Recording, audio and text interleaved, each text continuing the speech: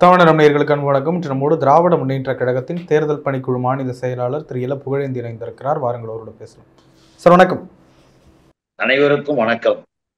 கேளுங்க சார், இன்றைக்கு நாடாளுமன்றத்தில் சாதி பற்றி தெரியாதவர்கள்லாம் சாதிவாரி இடஒதுக்கீடு, சாதிவாரி கணக்கெடுப்பு பற்றியெல்லாம் பேச ஆரம்பிச்சிட்டாங்க அப்படின்னு சொல்லி ராகுல் காந்தியை மறைமுகமாக குறிப்பிட்டு ஒரு மத்திய அமைச்சர் விமர்சிச்சிருக்கார். இதை எப்படி பார்க்குறீங்க? எப்படி பார்க்கிறதுனா, பாசிச பாஜக என்கின்ற ஒரு அமைப்பு மத ரீதியான ஒரு கட்சி.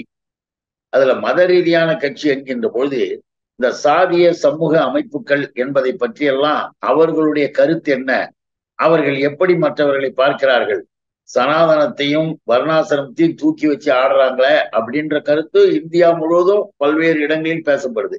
அத ராகுல் மிகச் சிறப்பாக தனக்கே உரிய சாதுரியமான முறையில அங்க சொல்லிட்டாரு. அது சொன்னதை தாங்க முடியல.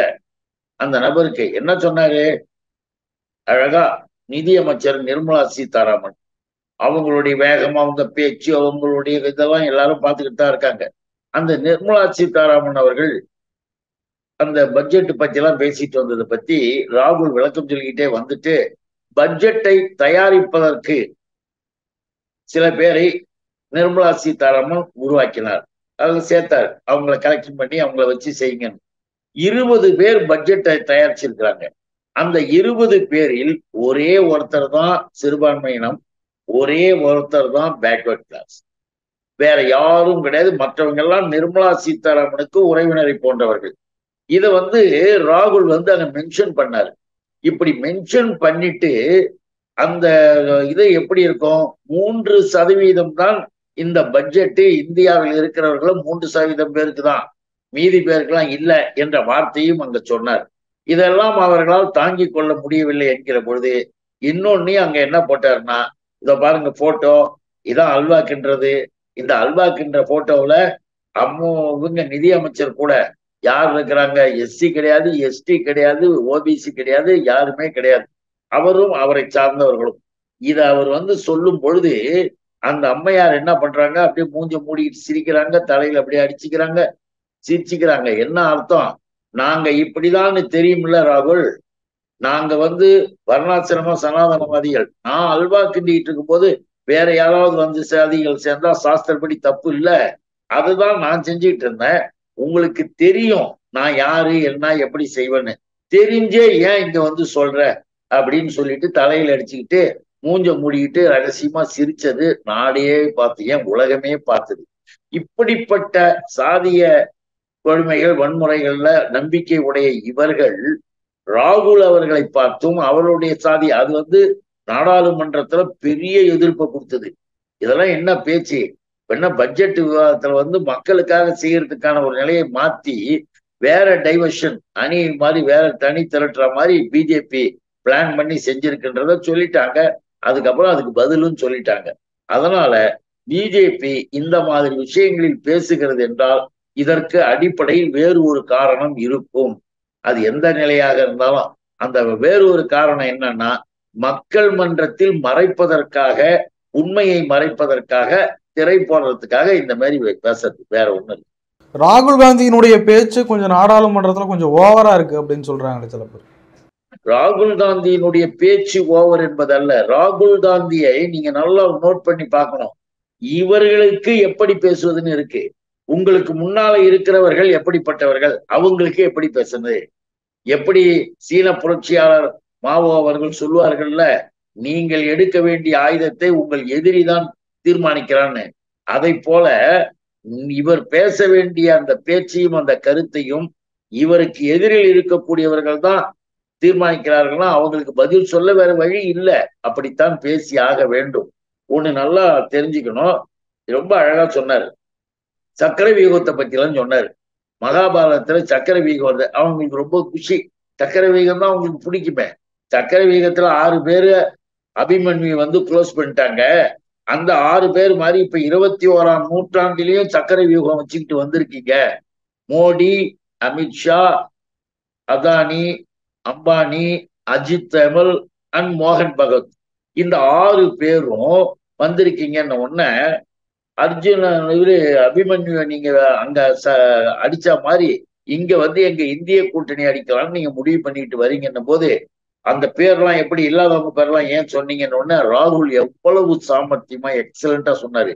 சரி அப்படின்னா A1 A2 நான் சொல்றேன்னு A1 A2 அப்படியே விட்டுட்டாங்க. அதை அதற்கு பிறகு நீங்க நினைக்கிற மாதிரி இந்திய கூட்டணி அபிமன்யு அல்ல, இது சர்க்கரை வேகத்தை உடைத்து தூளாக்குகிற அர்ஜுனன் அப்படின்னு அவங்களுக்கு புரியிற பாணியில சொல்லத்தானே அவர் பேச முடியும்.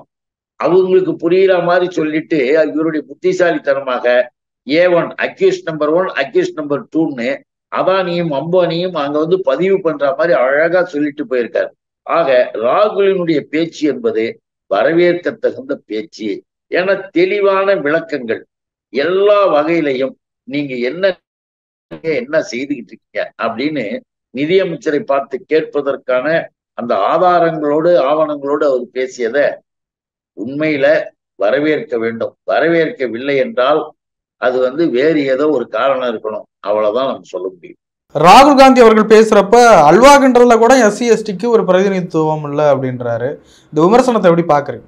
ராகுல் உடைய பேச்சு அப்படின்னும் பொழுது அவர் ஒட்டுமொத்தமாக இன்னும் கூட சொல்லணும்னா எங்க தலைவர் தமிழக முதல்வர் தளபதி அண்ணன் MK ஸ்டாலின் அவர்களுடைய குரலாக கூட அந்த பார்லிமெண்ட் ஸ்பீச்ல சில இடம் வந்தது.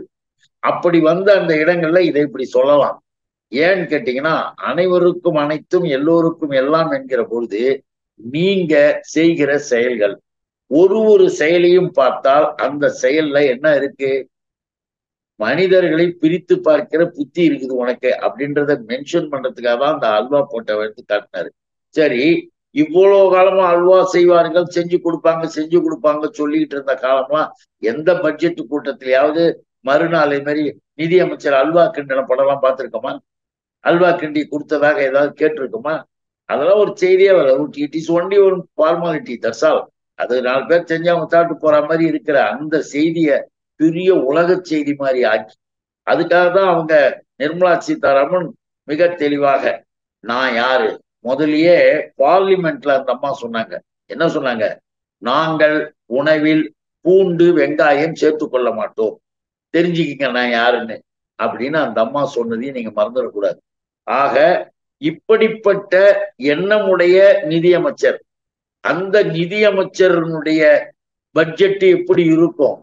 மிக தெளிவாக 3% மட்டும்தான் ஏன் உன் பட்ஜெட்டு, மீதி யாருக்குமே ஒண்ணுமே ஒதுக்கலையே. கல்விக்கு கூட குறைஞ்சு போச்சு, விவசாயத்திற்கு ஒதுக்கியதும் குறைஞ்சு போச்சு. எல்லா தரப்பு மக்களும் இன்றைக்கு ஏன் காந்தியடிகள் பெயரில உத்தம காந்தியடிகள் பெயரில் இருந்த தேசிய வேலைவாய்ப்பு கிராமப்புற திட்டம் அதையும் முடக்கிட்டீங்க, அதுக்கும் நிதி போதுமானது ஒதுக்கல. 9 துறையை நாங்க டாப்பா வச்சிருக்கோம்னு நிதியமைச்சர் 9 துறையை படிச்சாங்க.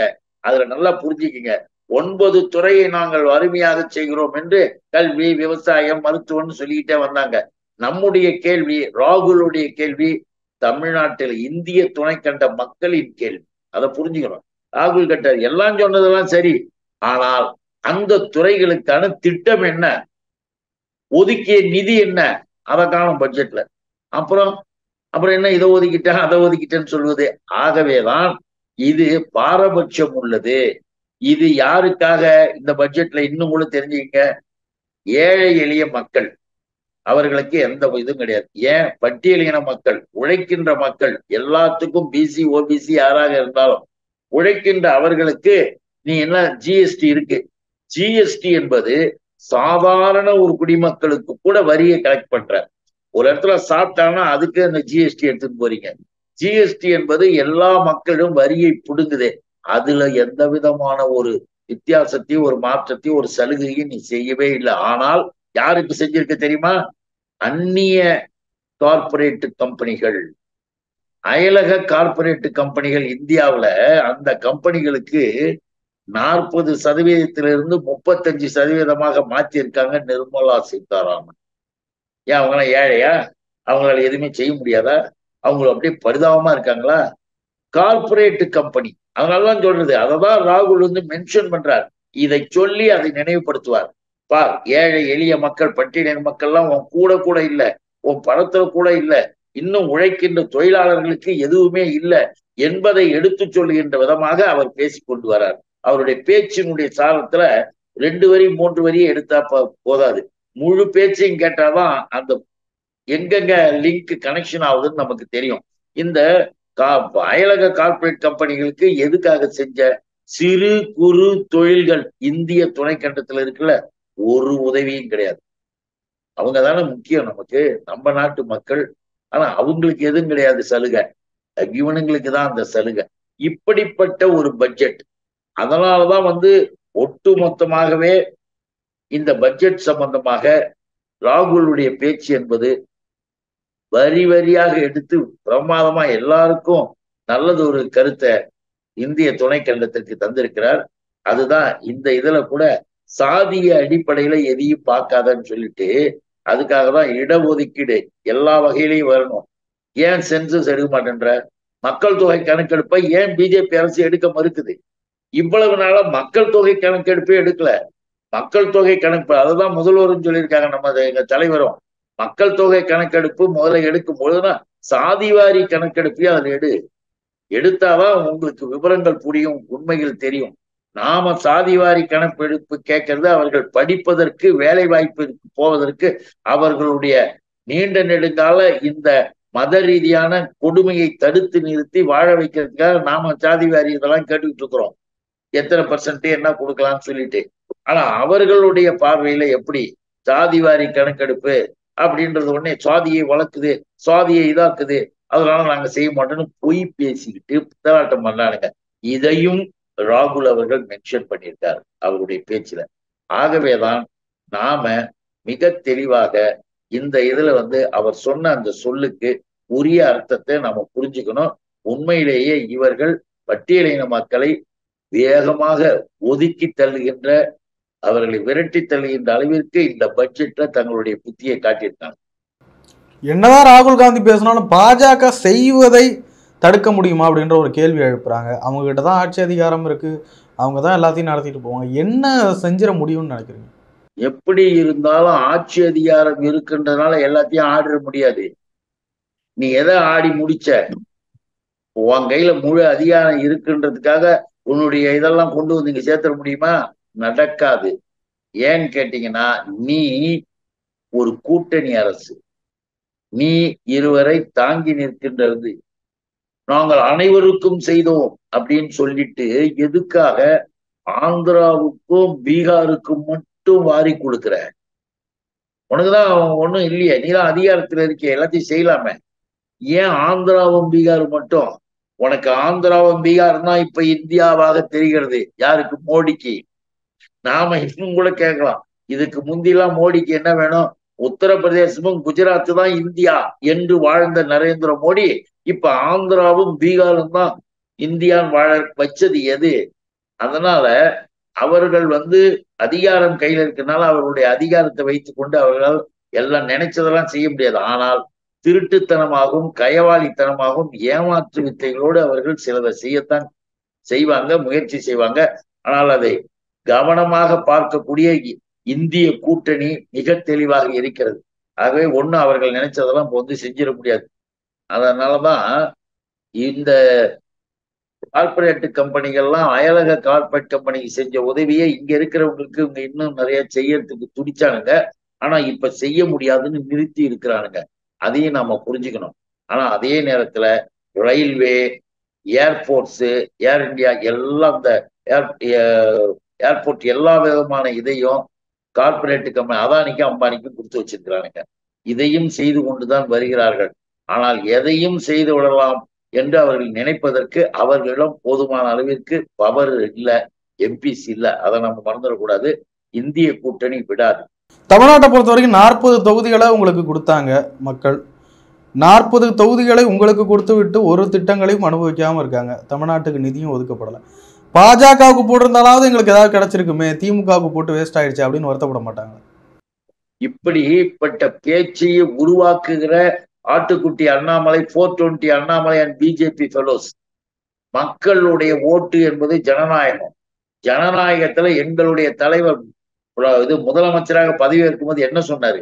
போய் அவர்கிட்ட அரசியல் கத்துங்களா பாவீங்களான்னு நம்ம சொல்லலாம். என்ன தெரியுங்களா, வாக்களித்தவர்களுக்கும் எனக்கு வாக்களிக்காதவர்களுக்கும் நான் முதலமைச்சராக இருந்து பணியாற்றுவேன். அனைத்து தரப்பு மக்களுக்கும் நான் முதலமைச்சர். அரசியல் கட்சியினுடைய தலைவராக இருந்து நான் வாக்கு கேட்டு நான் வெற்றி பெற்றதற்கு பிறகு முதலமைச்சராக தேர்ந்தெடுக்கப்பட்ட பிறகு அனைவருக்கும், ஆகவே அனைவருக்கும் அனைத்தும் திராவிட மாடல், அந்த கருத்தை அந்த எண்ணத்தை முதல்ல பிஜேபி புரிஞ்சுக்கணும். அவங்க நினைக்கிற மாதிரி நம்ம மக்களை ஒண்ணு அப்படியே ஏமாத்திட்டு இப்ப என்ன நிர்மலா சொல்லுது தெரியுமா? ஏன் அதுக்கு என்ன பதில் சொல்றாங்களா? நிர்மலா சீதாராமன் சொல்லுது, நான் பேர் சொல்லலன்னு, தமிழ்நாட்டுக்கு ஒண்ணும் செய்யலன்னு நினைச்சுக்காதீங்க. நான் ஒதுக்கி இருக்கிற பொது திட்டங்கள் பொது நிதிகள் இந்தியா முழுக்கவும் பொதுவானதுதான் அப்படின்னு சொல்லியிருக்கு. அதுல இந்தியா முழுக்கும் இவங்களுடைய லட்சணம், தமிழ்நாட்டிற்கு மட்டும் இவர்கள் கேடு செய்யவில்லை, இந்தியா முழுவதும் கேடு செய்திருக்கிறார்கள். இந்தியா முழுவதுமே இந்த பட்ஜெட் பூஜ்ஜிய பட்ஜெட், அதுதான் உண்மை. அதுல அப்படியே அவங்க எல்லாருக்கும் அப்படியே செய்யறாங்க போறாங்க. இருக்கிற பணத்தை பீகாருக்கும் ஆந்திராவுக்கும் கொட்டி கொடுக்குற, இந்தியாவிலன்னா 2 மாநிலம் மட்டும்தான் இருக்கா? இல்ல, அந்த 2 மாநிலத்தை சேர்ந்தவர்கள் தான் தூக்கி பிடிக்கிறாங்களாம். இந்த 4 காலில் அவங்க தான் மெயின் அந்த நாற்காலியில. அதனால பயந்துகிட்டு மோடி இருக்கிற காசெல்லாம் அங்க கொடுக்கலாமே தவிர மற்றபடி எல்லா மாநிலங்களுக்கும் எல்லாரும் ஒண்ணுதான். இதுல தமிழ்நாட்டை நீங்க 2ஆம் பட்சமாக 3ஆம் பட்சமாக பார்க்கறது எங்களுக்கு தெரியும். இங்க எம்பிகள் இருக்கும் பொழுதும் உன் புத்தி அப்படிதான். உனக்கு தமிழ் பிடிக்காது, சமஸ்கிருதம் பிடிக்கும். உனக்கு தமிழ்நாட்டினுடைய நலம் பலம்லாம் பிடிக்காது, உனக்கு வேறு விதமான கதைகள் தான் பிடிக்கும்னு எங்களுக்கு தெரியும். சமஸ்கிருதம் 24,000 பேர் பேசுறான் இந்தியாவுல. 24,000 பேர் பேசுற சமஸ்கிருதத்துக்கு 650 கோடியை ஒதுக்கி இருக்கிற மிஸ்டர் நரேந்திர மோடி, செம்மொழி கிளாசிக்கல் லாங்குவேஜ், உலகத்தின் மொழிகளின் தொன்மையான மொழிகளில் முதன்மையான மொழி நம்ம தாய்மொழி தமிழ். தமிழுக்கு உலகம் முழுவதும் பல்கலைக்கழகங்கள் இடம் இருக்கு. அந்த தமிழுக்கு 20 கோடி ஒதுக்கி, 20 கோடி தமிழுக்கா, 650 கோடி சமஸ்கிருதம். ஆக அப்பவே தெரியுது அவங்க பார்ஷியாலிட்டி. நீ ஓட்டு போட்டாலும் சரி, ஓட்டு போடாவிட்டாலும் சரி, தமிழ், தமிழ்நாடு, தமிழர்கள் என்றால் நாங்கள் இப்படித்தான் செய்வோம் அப்படின்ற ஒரு எண்ணத்தை அழுத்தமா வச்சிருக்கிறாங்க. அதனால அப்படி நினைக்கிறதே தப்பு, அப்படி பேசுறதே தப்பு. ஓட்டு போடுறோம்னா இப்ப நம்ம ஒரு இடத்துல நாங்க எம்எல்ஏவா இருக்கிறோம், இல்ல எம்பியா இருக்கிறோம், இல்ல அரசுக்கு நடக்குது, இந்த ஏரியாவில் நம்ம தோத்துட்டோம், இந்த பகுதியில் நம்ம ஓட்டு போடணும்னா உடனே அவங்களுக்கு கரண்ட்டை நிறுத்திடுவோமா? உடனே அவங்களுக்கு தண்ணியை நிறுத்திடுவோமா? இல்ல அவங்களுக்கு செய்யறதை நிறுத்திடுவோமா? இல்லை. யாரும் ஜனநாயகத்தில் நம்பிக்கையுடைய மக்கள் நலமாக இருக்கக்கூடியவர்கள், மக்கள் பிரதிநிதியா இருக்கிற யாரும் செய்ய மாட்டாங்க. அப்படி செய்தால்னா அதற்கான பாடத்தை மக்களே தருவார்கள். அப்படியே ஓட்டு போட்டு இங்க கீழ்ச்சிட போகுது. அடுத்த முறை இந்த தடவை பிஜேபி வாங்கின ஓட்டை விட இன்னும் 1000 2000 குறைஞ்சு கம்ப்ளீட்டா டெபாசிட் அவுட் ஆகிறதுக்கு தான் இன்னைக்கு நீ தமிழ்நாட்டை புறக்கணிக்கிறது பயன்படும். அதுதான் நடக்க போகுது. சார் நிறைய விஷயங்களை பகிர்ந்து பண்ணி நன்றி சார். அனைவருக்கும் வணக்கம், நன்றி.